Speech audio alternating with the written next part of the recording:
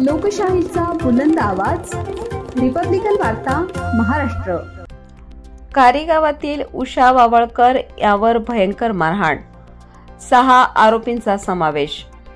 Police अधिकाऱ्यांचा विलंब, दीपक केदार यांनी तात्काळ निलंबनाची मागणी केली। बातमी बीड येथून।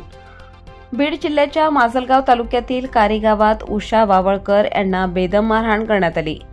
ही घटना उषा वावळकर या अनुसूचित जातीच्या असून त्यांचे घर गावात काही लोकांना शेजारी नको असल्यामुळे ही घटना घडल्याचे सांगितले जाते।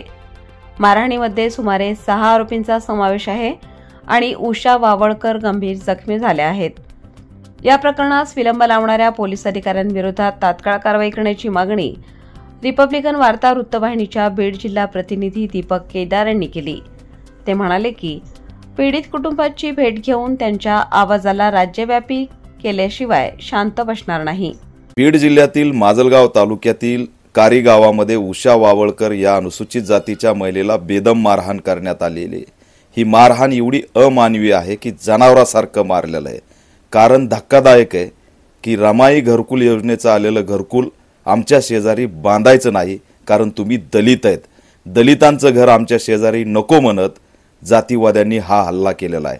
यात उषाताई गंभीर जखमी झालेल्या आहेत, त्यांना इजा मोठ्या प्रमाणात दिसतायत आणि असं असताना पोलिसांनी तक्रार घेण्यास सुद्धा टाळाटाळ केली। त्याच्यामुळे न्याय सुद्धा जात बघून मिळतोय, हे दुर्दैव आहे।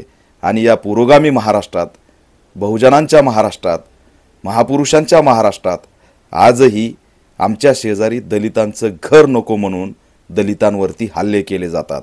गृहमंत्र्यांनी, पोलीस अधीक्षकांनी, महिला आयोगाच्या अध्यक्षांनी, अनुसूचित जाती जमाती आयोगाच्या अध्यक्षांनी तातडीने या प्रकरणाची दखल घेऊन या पीडितेला न्याय दिला पाहिजे, पोलीस संरक्षण दिलं पाहिजे आणि सर्व आरोपी, जवळपास 6 आरोपी आहेत, ते तातडीने अटक करून त्यांच्यावरती कठोर कारवाई झाली पाहिजे।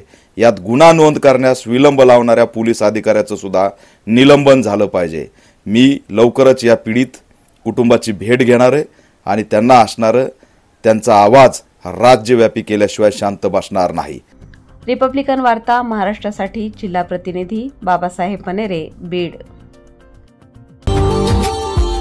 Subscribe now and press the bell icon. Never miss an update.